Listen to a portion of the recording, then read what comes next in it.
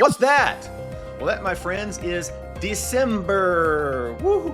Yes, looking more and more like winter might get off to a fast start in the east, but don't worry, friends out west, you'll get your turn too. There's no question about it. I'm going to take a look at some of the latest data coming out, including the Euro weeklies here in just a minute. But first, I've got your Halloween forecast with no tricks.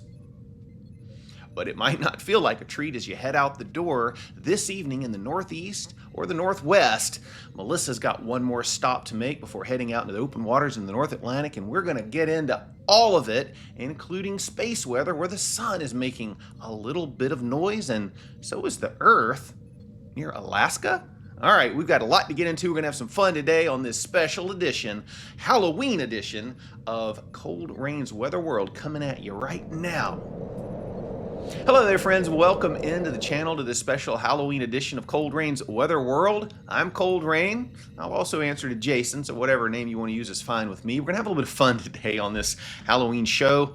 Apparently, we're going to have a little fun with this satellite image, too. This is supposed to be Hurricane Melissa. You can kind of see the low-level swirl there between all of the bouncing around and these bright colors of the high-level clouds being pushed well out to the northeast ahead of the low-level swirl. So it's very disorganized, or getting that way, as it looks like, from a just structure standpoint. We'll get off of that before we all have a seizure. But here it is. Here's the official hurricane track. 5 a.m. this morning, it was at 90 miles per hour with a minimum central pressure of 973 millibars, so getting close to 100 millibars higher than it was the other day when it hit Jamaica at 892. And it is hauling to the northeast now at 41 miles per hour. That is much, much faster than the 3 miles per hour that was moving to the west the other day in the Caribbean. By 2 a.m., it will be off of the eastern tip of the Avalon Peninsula here up in Newfoundland. I called you Nova Scotia yesterday. That's not correct. Nova Scotia is back here. That's Newfoundland. I don't know why it just came out that way. But we know where we are, and by 2 a.m. this morning overnight, it's going to be passing you guys and harmlessly moving then from there out into the open waters of the North Atlantic. Probabilities of tropical storm force sustained winds are very, very high here on the end of the island, but not so much as you get back into the main portion of the peninsula there. And so we're not really looking at a lot in the way of big wind, but my guess is you will see some tropical storm force wind gusts here in the eastern tip of the peninsula. And here is one of the hurricane models. This is the HAFS-B model, and it's going to kind of show what those gusts will look like as we get on in here toward 10 o'clock this evening, looking at East Coast time, by the way, and then it passes really quickly. By the time we get to 2, it's already at the point and beyond, and winds should be dying down after that. Now, it doesn't show, if I back this up, it doesn't really show all that much, and of course, we can't really see what happens between 3 and 6 hours here, but I expect into this area here, seeing some 20 to 30 mile per hour wind gusts. You probably will see a couple of gusts into the 40s and 50s, not so much as you head back to the west. As far as rainfall amounts go, we're not looking at a ton of rain because it's moving so fast now, but as we get on out here in time, most of the area here in the peninsula, St. John's and places like that, you're picking up at least a half an inch of rain from this. Out here toward the tip, you're probably going to get a little bit more because you're closer to the track of the storm, but all the models really keep this off, and the heaviest weather is along and usually to the east back out here in the Atlantic. So I'm not really expecting a huge impact to you all, just some passing wind and some heavy rain for a time. As we take a look later on down the road in the Atlantic, and I'll draw this for you so we can get our eyes fixed on it. Here's where we're looking at, right in this area here. Red colors, remember I haven't showed this in a while, but we're just looking to see if there's anything else we need to pay attention to in the immediate term. Nothing on any of the models suggests that there's going to be another tropical cyclone developing anytime soon. And one of the reasons for that is perhaps what I'm showing you here. Reds indicate sinking motion, and greens indicate rising motion, and you like to have a rising motion background state if you want to see tropical development. As we go on out in time here for the next 2 weeks, a lot of reds showing up 24, 36, 72, 84 hours out. That's over the next week or so. Finally get into some whites. We get about day 5, so it's sort of a neutral signal, and then we get on out beyond day 5 into day 10, kind of a mixed signal between whites and reds. So you've got sinking motion kind of being the dominating state, and that really stays in place for much of the rest of the 2-week run here on the Euro. And so not really looking at all that favorable of an environment. You have these systems coming off of North America, one after the other. It's been kind of an active pattern. If that stays in place, and indications are that it may for a little bit, that would continue to shield North America. It doesn't speak to the Caribbean, but certainly for the United States, I'm not really seeing any sort of a threat out here anytime soon for our area. Well, that's the tropics, folks. We're going to take a look at the Halloween forecast coming up, but I want to show you what some of the models and the latest data is talking about in terms of December and the fast start in the east. Potentially, we'll take a look at some of that. But first, I've got your weather IQ question coming right up, so stay tuned for that. Oh, by the way, if you haven't yet joined the team, hit the subscribe button right down below. You might become the 6,500th member. As of the recording of this show, we're at 6,499. So we're on our way to 10,000. Give the content a like if you like it. If you don't like it, well, let me know why in the comments. But more importantly, if there's anything I can be in prayer about, please put it in the comments. Let me know how I can support you through whatever you're going through. And that's the community we want to have here, folks, and really appreciate all the support. Now I've got your weather IQ question coming straight ahead. All right, I've got your Friday weather IQ question to take you into the weekend. Let's see if you've got the answer in your back pocket or somewhere else. Here it is. What is the term for a bright spot or spots on either side of the sun? Is it called a sun pillar, a sundog, halo, or a glory? If you know it or want to guess, type it in the comments section. If you don't, then wait till the end of the show. I will reveal it to you. But right now, I've got to reveal to you what December might have in store and some of the newest data that's coming out and what it says about that. All right, so we've got that coming up next. Look at this, folks. You can play Halloween here, and this is Cold Rain's Weather World Pac-Man. Oh no, Pinky! Pinky got me. All right, well, how do you do this? Well, you can go on Google, game over. What? See, kind of what you want to do here, folks, is you want to clear the board from all those power pellets, and you want to avoid these ghosts, and that's how you play the game. And if you have never seen Pac-Man before, I can't help you, folks. You've been under a rock for a long time. But in any event, if you want to play Pac-Man, all you got to do is go to Google and hit the little Pac-Man icon. You get a special Halloween edition of that game. I want to show you something else kind of neat too. YouTube. Go out to YouTube after you're done watching Cold Rain's Weather World on YouTube. Oh, there's Mitch West. He's my friend. He does a great video every day too. But you can go in here and type in fall ambiance or Christmas ambiance or whatever you want to do, and you get all of these really cool fall or Christmas or winter or Santa scenes or any of that stuff. You can just browse to your heart's content, choose one of these, and look what happens. You get this beautiful fall scene, nice mountain lake and leaves falling, nice country cabin, beautiful. You can listen to this jazz music while you watch Cold Rain's Weather World. What better way to kind of wind down after a hard week at work?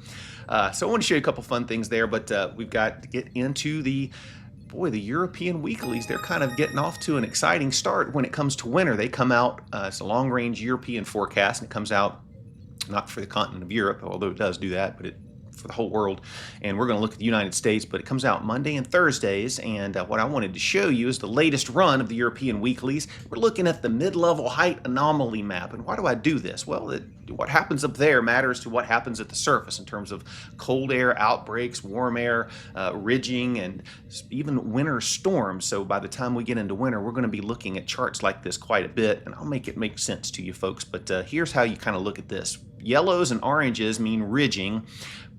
Blue colors and purples kind of mean troughing. Ridges are warm and kind of stable, and you don't find a lot of exciting weather under ridges, just sunny skies usually and warm temperatures. Troughs is where you find the weather excitement. You get cooler weather and storm systems. And so as we go on out in time, this is a week average map that you're looking at. So as I roll this forward, you're just seeing week averages pick up an extra day on the end, chop off an extra day on the beginning. As we get on out here toward mid-November, look at that. You got a big ridge in the center portion of the country, kind of a zonal flow, and that would indicate not really all that exciting of a pattern, probably a warm month. But look what happens as we get on in toward the end of November. You start to see some whites show up in the east, and that ridging kind of moves back to the west.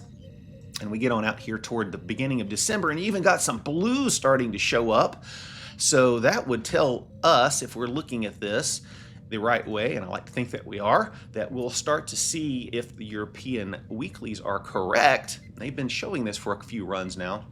A troughing in the east to start December with ridging up here in the Pacific, around the Pacific Northwest and up and down the West Coast, and maybe a little bit of troughing here in the the far southwest, but you've got ridging going up here into Canada as well. Why is that important? Well, I'll show you here on a different view. Look at this. As we get on out here toward the end of November and get into early December, I'm just going to roll this on ahead here. Look what happens to our pattern. We've got a ridge out here along the west coast, particularly the northwest portion. It extends all the way up here into, boy, I'm using the wrong color for this, aren't I? Here, let's do it this way. That way we can see. And it even looks like we've got some blocking over top of the pole in toward Greenland. What this would do, folks, is allow a cross-polar flow. This would allow air to come out of Siberia, drain into Canada. That's when we get our coldest Arctic air outbreaks. Probably a little too early in the season to get record cold air or anything, but it allows that with the ridging on the west. It allows the flow to buckle in the east. You get cold air transport down here, and when you have activity in the energy pockets in the mid-level flow, you can get storm systems to mix with that cold air. So this is kind of an exciting pattern, and if you get any kind of blocking around Greenland, and we've seen this from time to time in the Greenland area in southeastern Canada down in here, you can trap that cold air in a little bit farther, slow the flow down, or a little bit more and slow the flow down, and even amplify some of these systems, force them to track to the south of you. And if you want to winter weather, well, that would be the way to get it. Have a storm tracking to your south with cold air coming in, being fed in out of the Arctic. And this pattern here would be banger for a potential fast start to winter. So we'll keep our eye on it as we go forward. You can see if you join or even just peruse the weather forum I mentioned the other day, southernweather.com.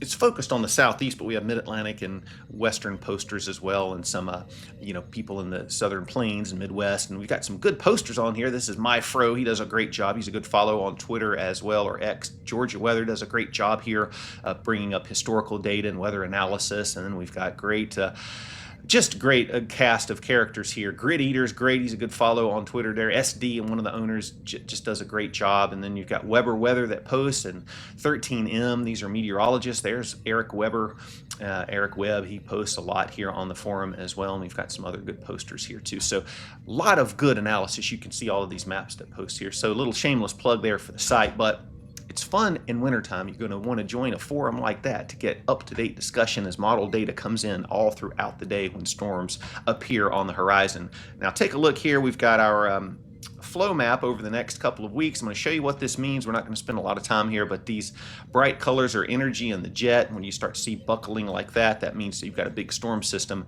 But the point of showing you this is that we've got energy just coming in. If we get on out here into Sunday into Monday, Europeans buckling, that means we've got a potential for a storm somewhere along the east coast. There comes more energy in to the west coast. You can see these big bright colors, the jets just slamming into the west coast. We're going to see active pattern for the next 2 weeks with energy coming into the west. Now some of that would just be zonal across the U.S., but where we get these big buckles like this, we'll see storm systems form, and that could bring a variety of interesting weather. Cool weather behind fronts, severe weather ahead potentially, and so keep your eyes open the next couple of weeks for an active pattern. Look at this though, the 8 to 14 day, got a lot of Halloween and fall colors here. Look at that, big, bright, above normal anomalies for much of the country. They diminish a bit as you get to the east. Hawaii and Alaska both either at or above normal precipitation. When you got a big ridge underneath that, you don't have a lot of precipitation, so we're looking for above normal in the west, in the northwest, above normal in the northeast, and we'll see storms move in. Hawaii and Alaska, Hawaii's below, Alaska's kind of split there. And so that's what we've got going on from a long-range pattern standpoint. We take a quick look here at the Halloween forecast for you, and then we're going to wrap things up with space weather and the answer to today's IQ question. One more kind of neat thing to show you here is the energy map. We look at this from time to time too, and we will watch this for sure as we get on into the winter months. We saw the height anomaly map, gives you a good idea of the pattern. The energy map shows you where the energy is, and these red colors and circles kind of show you where that consolidation of energy is. And a lot of times where you see those bright colors, where you find storm systems and lift out ahead of those bright colors. And we've got a couple of pieces to keep our eye on as we get through the weekend into early next week. One is diving in through the weekend here in the Midwest. Another one kind of comes in the northern plains, and watch what happens, what the European does here. The European kind of takes this main cold core up through the Tennessee Valley, and then this other one kind of swings out down into the Gulf, And the European really joins forces here, largely kind of does a quasi-phase and eventually kind of merges the systems together over the southeast. A little bit too late for a big southeast storm, but eastern parts of the southeast could certainly pick up some rain here. The GFS is a little bit different in how it evolves this. Look what happens. It brings that initial system kind of over toward the Tennessee Valley, but this one gets a little farther, and it's a little bit farther behind the initial system here. And so what happens is that the initial system sort of squashes it, suppresses it to the south, and it never really joins forces.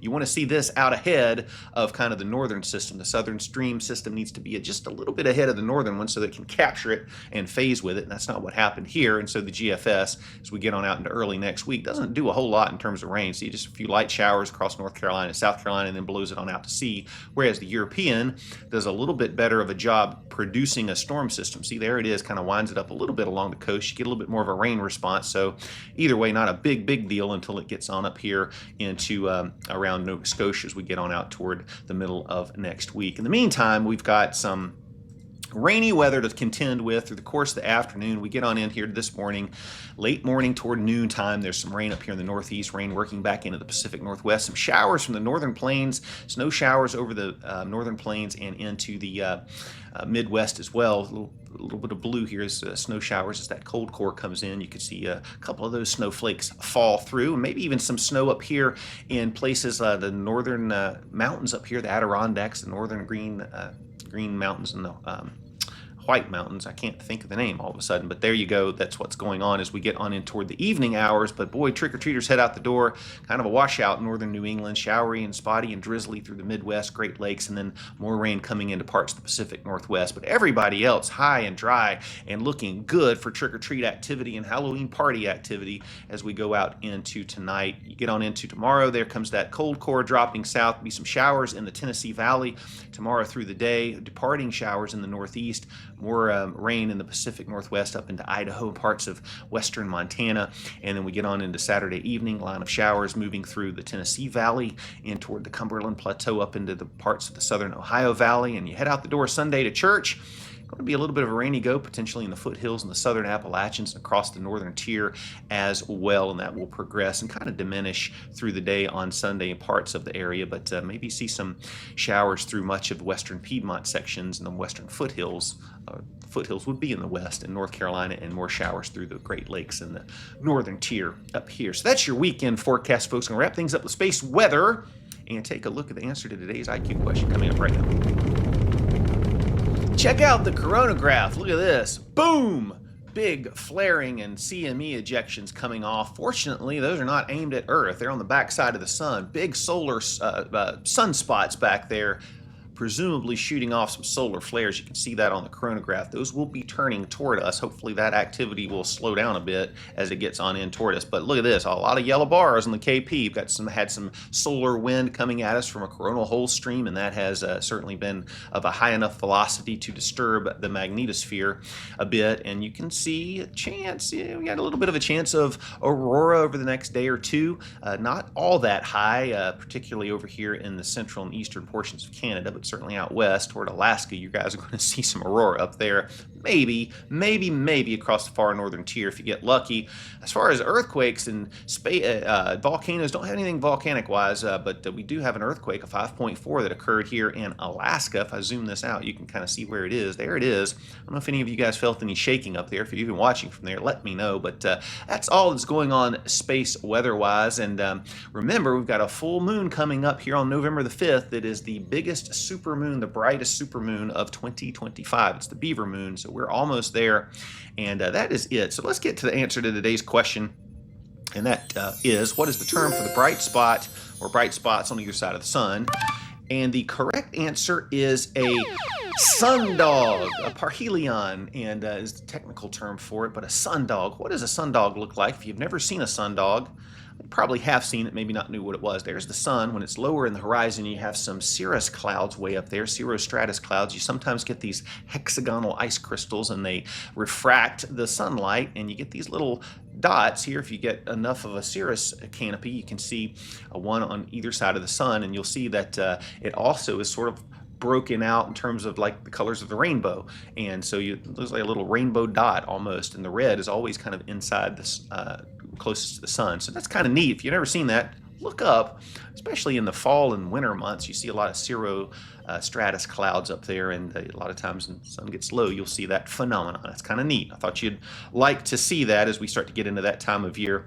And lastly, today in history, 1941, after about 14 years of work, the monumental sculpture in South Dakota called Mount Rushmore was completed. You ever heard of that? I'm sure you have. And it was completed a long time ago, 1941, and today it draws roughly 2.44 million visitors, making it, of course, South Dakota's #1 landmark. And now you know about Mount Rushmore. Now you know about the weather. Hope it's been a fun show. It went a little long. I know I had some other things I wanted to talk about, but hope you have a great and safe Halloween. Remember, kids, make sure your parents review that candy before you start to bite into it. You don't want to bite into an apple with a razor blade in it. I used to hear that from my mom. Don't you eat an apple till I look at it. I don't know how you would slip a razor blade in an apple without anybody knowing about it. I've never actually heard of that happening, but you never know. Anyway, happy Halloween, everybody. What a great note to end the show. I'll be back tomorrow with another episode of Cold Rain's Weather World. In the meantime, you take care and God bless.